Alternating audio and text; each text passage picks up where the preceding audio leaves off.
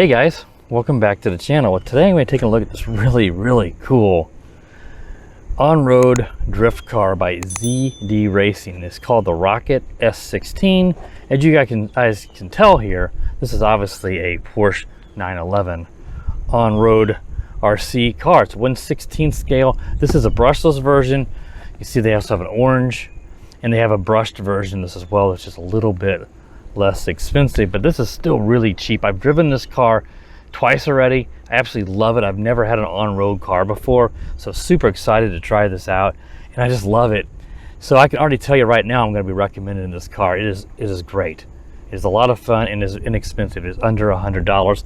I do have a coupon for it, so I'll try to remember to include that down in the description. So if you like this car after watching the video and you're interested in purchasing it, then check the description and you can use that coupon to get even more additional savings. But at the time that I last checked, it was already on flash sale, and so the coupon I don't think would work on top of the flash sale. So let's go ahead and we'll look inside the box. You guys can see exactly what comes with this car. So I'm just going to open it up here. I'll just show you guys the box first. I'm out here at the park. As you guys know, I can't really do my table reviews like normal right now, so I'm trying to show you as much as I can under the circumstances. So as you can see, I got the red one. Let me set that down. Here is the controller. We'll go over that in just a moment. And then you got your charger. I'll show you that now. You get a B3 wall charger. It already comes with a US plug. They do give me an EU adapter in there if you're in Europe or Australia and you need that. This is a 2 and 3S charger for the 2S LiPo, which I'll show you, which is included. Now, you get a decal sheet. I've already put the decals on the body. We'll look at that. They give you a sheet that shows you how to put, the decals, or the locations for it. And then you get your instruction manual in here, and it gives you some, I see stuff falling out, some foam pads and zip ties, and here's instructions. We won't mess with that, but the instructions are mostly just in case you need to repair the car or something, because otherwise it's pretty much self-explanatory. So let me set the box out of the way and put the charger back in it. And let's look at the car and control. Let's look at the controller first. You've got steering trim here and your speed, which would be your your dual rates if you want to set it all the way up high or reduce the speed on the ESC. And of course your trim, on and off switch, forward, back. Has an auxiliary button, which is, I don't believe that is used. And it's pretty decent. It's a lot like I've seen other controllers. These are usually pretty good, though sometimes I've seen limited range on some of the cars that come with these, but it has not been an issue with this. I've driven this car, I don't know, 30, 40 yards out. I'm going by, of course, Imperial there, probably 30, 40 meters, and had no issues at all. So let's look at the car. Now, again, this is red. It does come in orange and I think blue. It's got some rubbery grip tires, pretty good grip, but the car still can peel out. It is all-wheel drive. But my understanding is a lot of the drift cars now are all-wheel drive. I used to think that they were mostly just rear-wheel drive, so you can drift around. But I guess they've gone to more all-wheel. Now, as you can see, here is a little brushless motor in here. You've got a on and off switch up above it. I'm not going to take the body off, guys. There's an on and off switch up in there, and it's pretty dusty and dirty from driving around. And here is a LiPo. This is a 2S LiPo in here. I don't know if I can see the size on it. I can't see it offhand here, but all this does is pop up and come out. So the battery has this little, and you can see, you can take this off, and now I can pull it and see it's a 1500 milliamps. So you just have to snap that back on, and this, make sure you get it on the right way, and that'll keep the battery from falling out. So I'll have to double check that to make sure I get it snapped in all the way. I do like this as long as you get it put on the right way, get it pushed down, because if you put it on the wrong way or don't get snapped all the way, the battery will just slide out and fall off. Now, it has a metal alloy type frame, so it's very nicely built. You can see some scuffs from flipping it a few times and such. And it is a, like I said, all-wheel drive. It's got dog bones on all the wheels, and it's got just friction shock. These are not oil filled, but on road, that's not a big deal. You don't need a really high-end dampening system. There's the shaft from the front and back for the all-wheel drive. Your steering servo right here. Steering's really nice on this and very responsive. And yeah, I mean, this is really a lot of fun. And it's probably the thing I like the most which is not expensive touch, but it looks really cool. It has LED lighting here, guys. So it glows like, you know, Fast and the Furious, or, you know, movies, you know, the cars that they pimp out with all the lights and everything. It looks really cool. So I've got it all plugged in, so let's go ahead and we'll turn it on here. You guys can see those lights. Turn it on. Now it's daytime, so it's going to be a little hard to see. You can probably see that it has a blue and red, makes almost a purple glow. And I've taken some video, you guys saw at the beginning of this, showing the car, or, you know, some close-ups of the lights. It's really awesome. So yeah, this thing's gonna be a little quicker than the brushed version. I'm thinking somewhere in the 25 mile per hour range. But yeah, I love this car. It's really, really cool. So I think that covers everything in terms of the quick overview. What I'm gonna do is I'm gonna take Mavic Mini up and get some aerial perspective of the ZD car along with my head cam around this tennis court here, assuming that my DJI Osmo action camera is cooperating. A few weeks ago, it started to just randomly shut down on me. Well, it didn't shut down, it stopped recording. And it's doing it really bad now. I'm gonna have to make a warranty claim with DJI because it is constantly just stops recording. It lets me know, and then it will just randomly just start recording, or it'll switch to photos and just start taking photos. I'm really disappointed because I absolutely love the camera, but it's making it very difficult to get reviews done. And on top of it, with the moving and stuff right now, that's why you're seeing less videos on my channel. I may have to go back to my Firefly 8S, my old trusty camera, for a while until I get this resolved. So hopefully I can get through this video, guys. So what I'm gonna do is I'm gonna stop this video recording and get the Mavic Mini up in the air, and then we'll take the car around and try to get a review film. So I'll be right back, guys. All right, guys, so I have the Rocket S16 on-road car, the Porsche 911 car out here now on the tennis court. Now this tennis court has a pretty good grip, so it doesn't do drifting quite as well as it would on a really slick surface.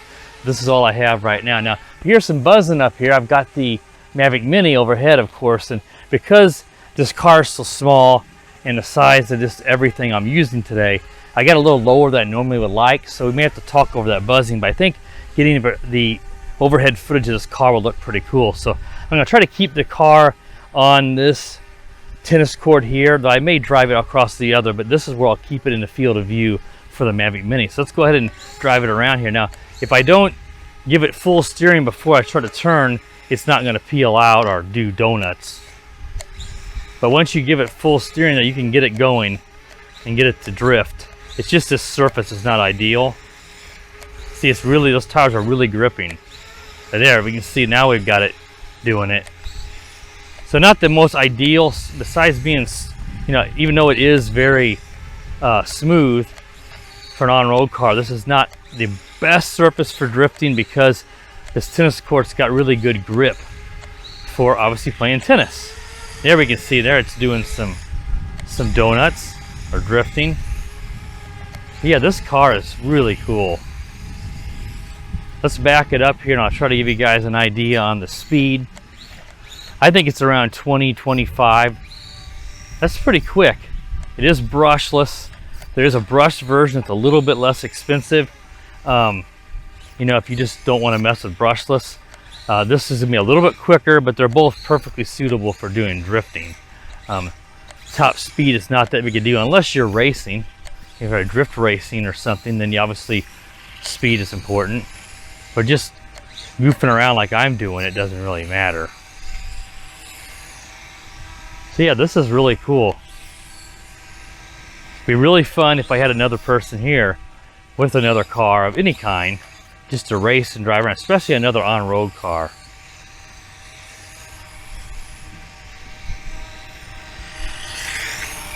Yeah, it handles nicely.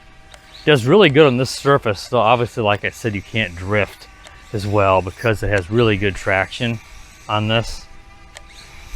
But you find some spots that are slicker than others, and you can get it to do it like that.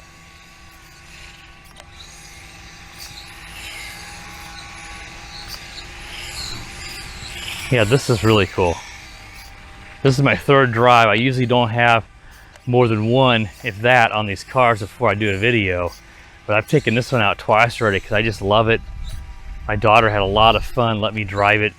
She's only 4. She likes me to drive it between her legs, and she likes to chase it. And put it on the ground and push it and tell me to make it go.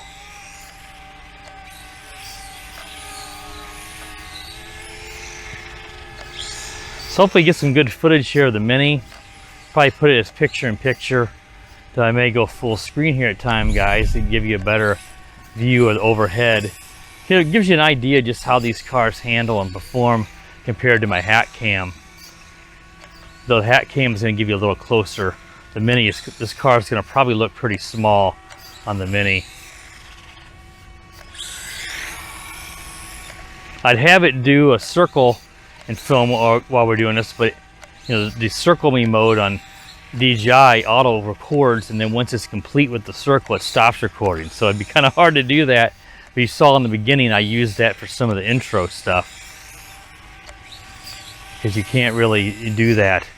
And the Mini doesn't have follow me, and my Evo and my Femi do. The Evo works pretty good, the Femi doesn't. But the Evo, I still think this car may be too quick for it. You really need the Skydio if you're going to follow something quick. It's the only drone that really does it really well, though I think the Mavic Pro 2 is also really good at following me.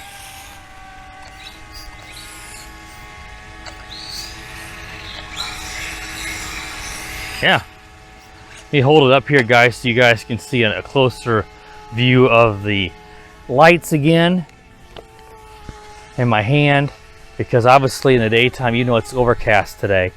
It's not super easy to see those, but at nighttime they look fantastic. Now, if it's really dark out, it tends to almost be too bright and glow through the body and doesn't look quite as cool. So it's best to see those lights under sort of dark, but not pitch black conditions, just because of those lights are almost too bright. Now, of course, on a real car, they look great. They don't shine through the body. This is just a Lexan type body style, and the light can still penetrate. It's, you know, it's not completely, it's translucent. I mean, to an extent, light can pass through it if it's strong enough. There's a skate park over there, and there was a bunch of kids. You can also ride bikes. I wanted to try to take this on some of those ramps, not to jump. It's not made for that, but unfortunately, I can't do that. There was kids over there, so this will have to do today, guys. All right, well, I mean, don't know if there's much else I can do, guys. I mean, except for just continue to drive this car in circles. That doesn't mean it's not fun. It absolutely is. But like I said, it's a lot more fun if you have another person or someone else here with another car. But actually, give you guys an idea. I think this car is going to be really popular. It's inexpensive. It's well built. I have no problem with gears or differential or anything that you sometimes see with some of these ZDRacing products. It looks great. It's pretty quick. And best of all, it's inexpensive. So if you're interested in this, again, check the video description where I've got a purchase link to this car. I'll include that coupon which I was given.